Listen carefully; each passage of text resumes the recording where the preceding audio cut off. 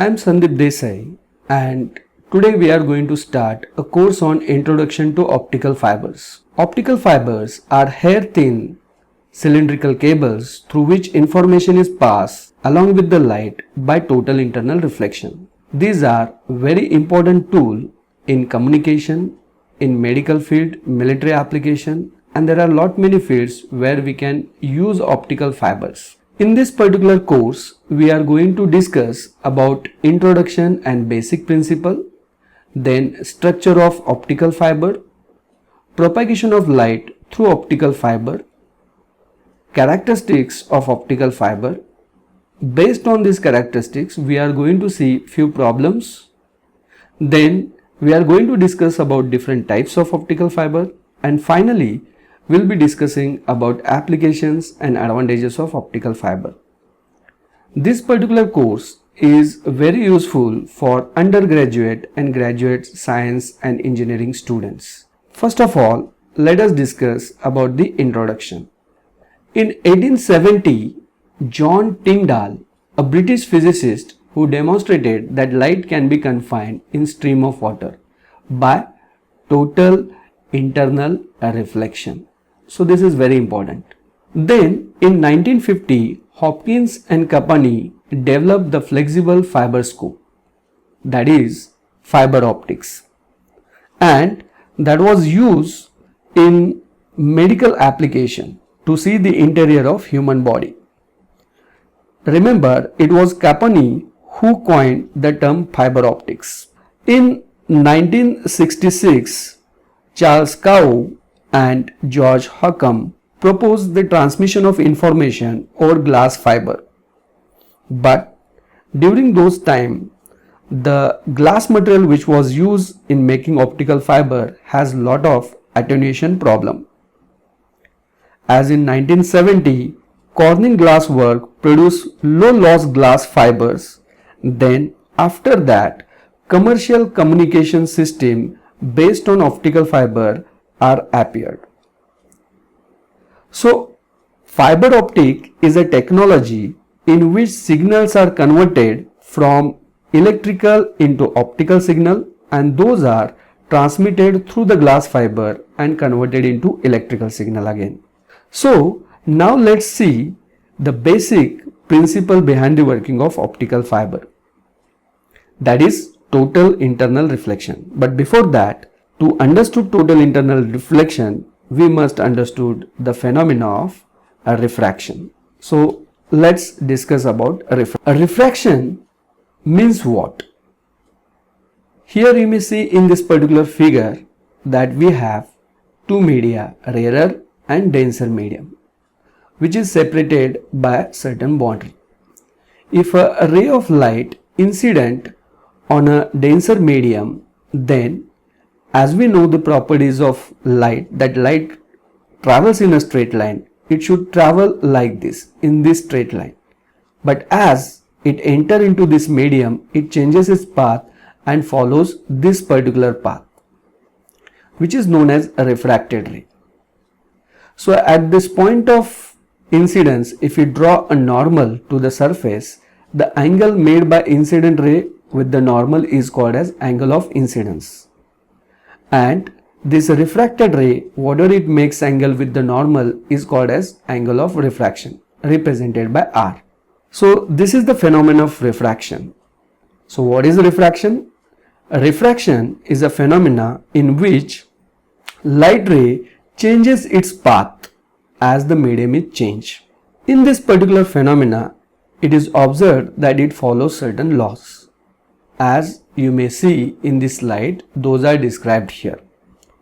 The first law is Snell's law. That is very important. Snell observed that the relation between angle of incidence and angle of refraction, as he found that for a particular pair of rarer and denser medium, sine of angle of incidence is directly proportional to the sine of angle of refraction. Here, if we remove the proportionality sign, we take a constant, and that constant is represented by this mu or n, which is known as a refractive index. This is called as the refractive index. Refractive index of second medium with respect to first, and that is given by the ratio of sine of angle of incidence to the sine of angle of refraction.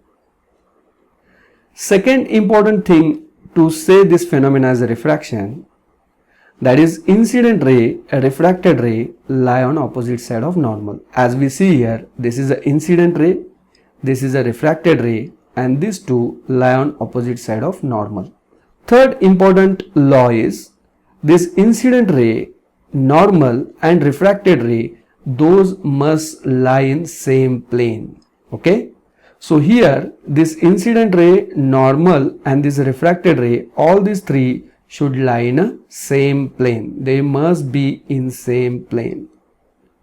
Okay. So that is the meaning of this. Then and then only we can say this phenomena as refraction.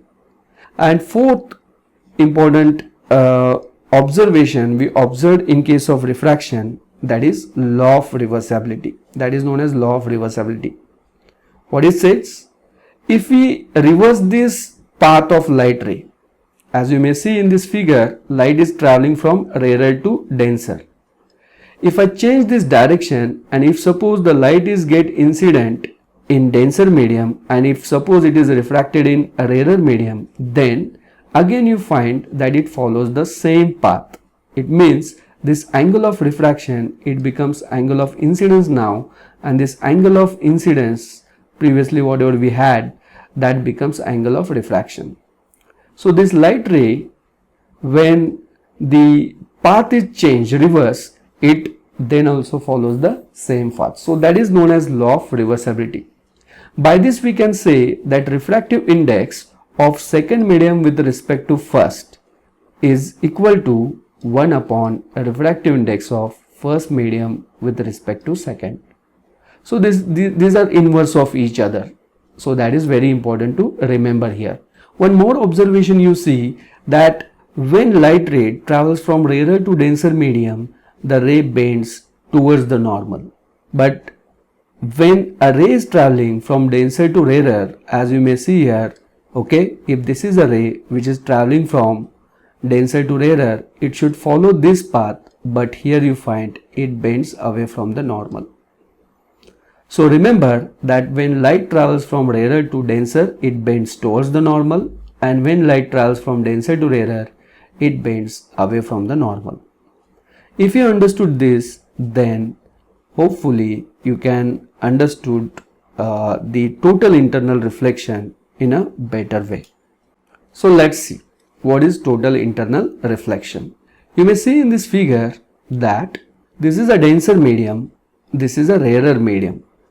And if a light is traveling from denser medium to rarer medium, as you may see this, that if light ray is incident along this particular path, okay, then it should follow this dotted line as I shown here. This is by dotted line. But as it is traveling from denser to rarer, it bends away from the normal, okay, and it travels in this direction.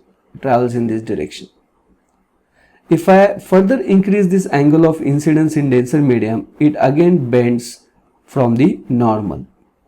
Then for increase this angle of incidence at a particular angle of incidence, okay, in denser medium, we find that this refracted ray makes a 90-degree angle with the normal.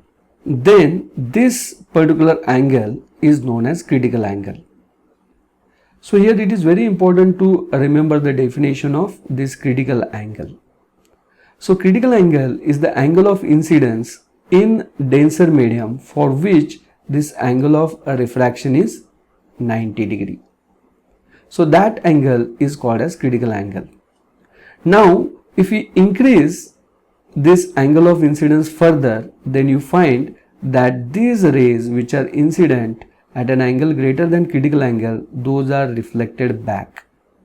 That means in this particular area, whatever the rays of light incident, all those are going to be get reflected back in the same medium. They will not refract in the rarer medium. So it means after this critical angle, we will be get only and only reflection, and that is known as total internal reflection. Here, by knowing this particular idea of critical angle, we can find the relation between a refractive index of this denser medium and critical angle, which already I mentioned over here, but we can able to prove it. Okay, so let's see how we can get that particular relation. So it's very easy. As we know, by Snell's law, we have a refractive index of second medium with respect to first is equal to sine of I upon sine of R, right? So here this rarer medium is the second medium and denser medium is the first medium, that is light traveling from denser to rarer. That's why here now we know that by law of reversibility, a refractive index of first medium with respect to second, if I write, then I can write it as 1 upon refractive index of second medium with respect to first. So the refractive index of first medium with respect to second, as per this relation, we can write from the first relation as sin R upon sine of I, right? Now as we want to find out the refractive index of glass is the first material with respect to a rarer material, that is air, that is equal to sine of R. Now sine of R, for this angle of incidence, sine of R, we have taken R is 90 degree, and when R is 90 degree, the angle of incidence in denser medium, we write it as critical angle. Now sine of 90 degree, we know it is 1, so we can write refractive index of glass with respect to air as 1 upon sine of C. So this is very simple relation, simple derivation, okay, that we can able to prove. So this is very important relation once again.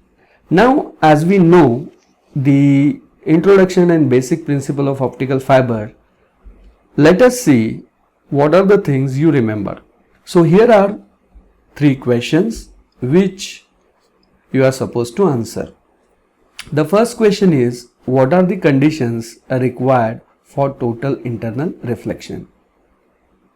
Think over it and tell me. Yes, so there are 2 important conditions which need to be followed to get total internal reflection. The first condition is a ray should travel from denser to a rarer medium. This is the first important condition. And second important thing is the angle of incidence, let me say theta I, it must be greater than that of critical angle. Then only we can get the total internal reflection. The second question is, can you answer some other applications of total internal reflection? Yes, there are many applications of total internal reflection. To increase the brilliance of precious stones like diamond, or there are many precious stones, to increase their brilliance so that their cost, this total internal reflection is helpful. As well as in periscope, which is used to see this sea surface object by sitting in a submarine, we can use total internal reflection. There are many natural phenomena where total internal reflection occurs, like in formation of rainbow or mirage, total internal reflection that is observed there. Let's see then third question. What is the critical angle for water if its refractive index is 1.33? And this particular problem we can solve by using this particular formula. As we know, mu is equal to 1 upon sine C. Now here, if refractive index, that is mu, is given to us 1.33, and here it is asked to calculate the critical angle for water air surface. So from this relation we can write C is equal to, what we can write? C is equal to sine inverse of, we can write 1 upon mu. 1 upon mu. And if you simplify this, you will get the value of critical angle, which is nearly equal to 53 degree for water. I hope you understood this basic principle of total internal reflection. Thank you.